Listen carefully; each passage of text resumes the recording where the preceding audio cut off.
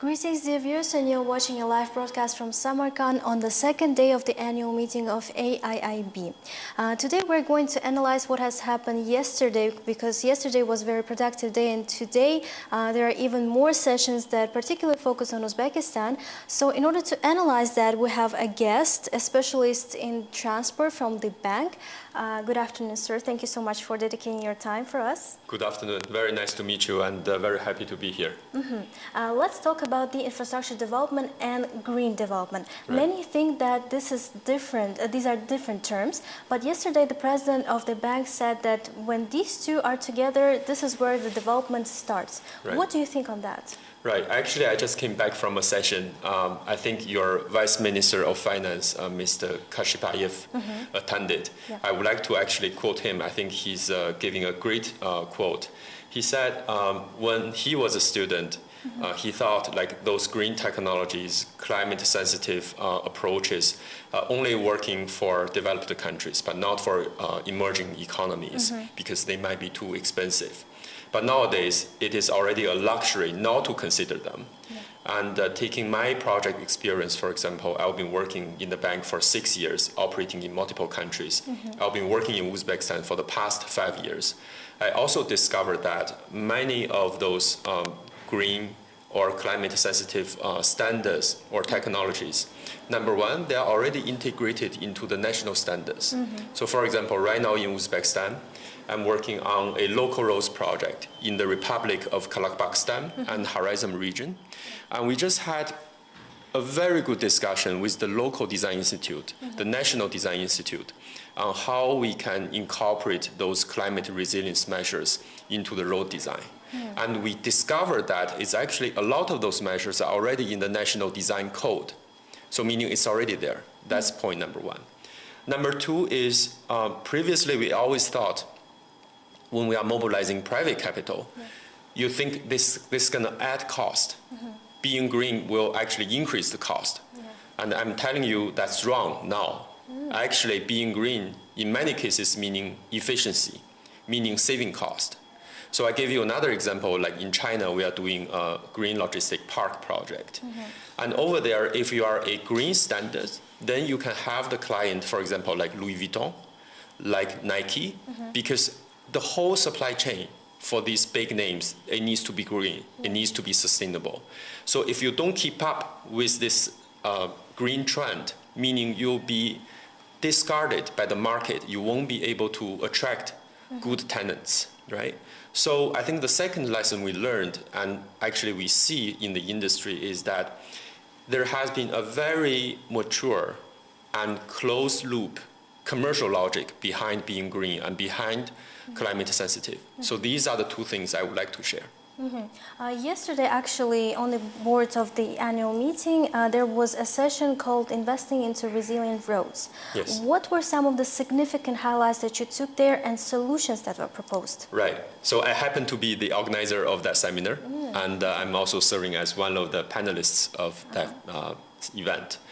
So first of all, I would like to give my gratitude to His Excellency Deputy Minister of Transport, Mr. Shariev, to be there, and also the chairman of road committee of this country, Mr. Tursunov. They actually gave a very good sharing during that event. I think a few takeaways. Number one is the role of MDB.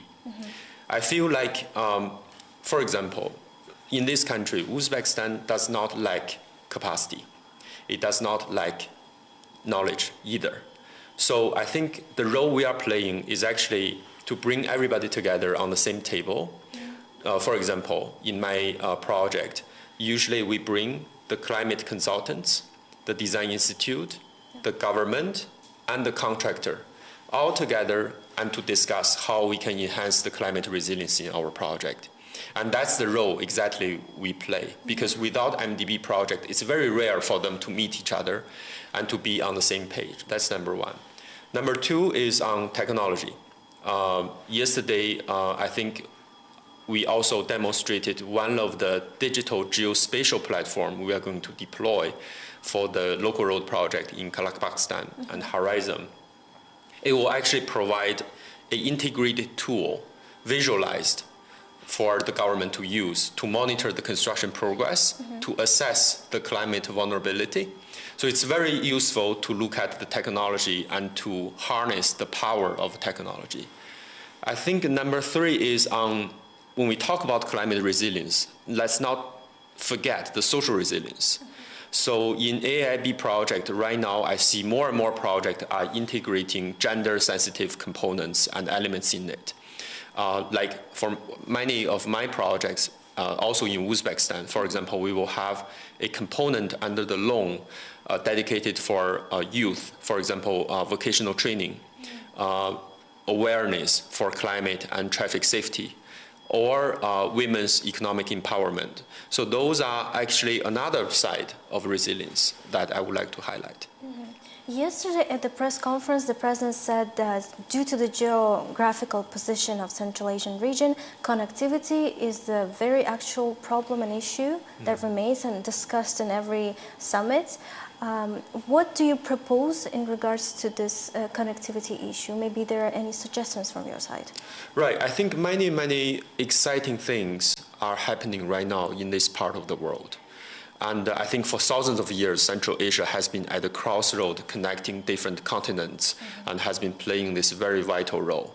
I would like to bring to the basics. We are building connectivity not for the infrastructure itself. We are building connectivity for trade and knowledge dissemination. So we should always not forget that very basic point on how the trade are flowing, what are the new trading patterns, especially given today's the new technology emerging.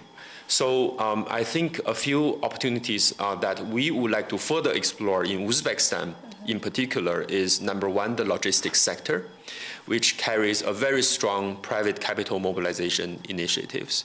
I think another one is aviation. We'll be very keen to discover together with the government. And of course, the fundamentals are still the rail and the road, and there are still a big space for us to play a role.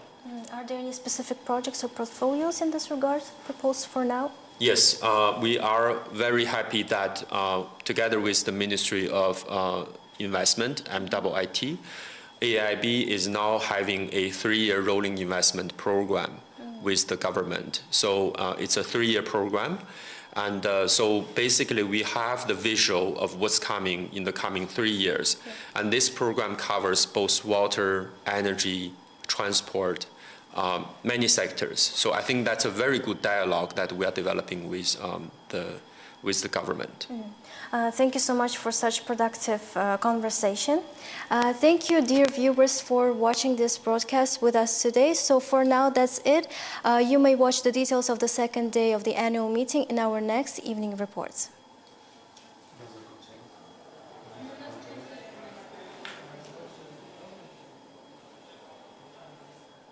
Все, спасибо.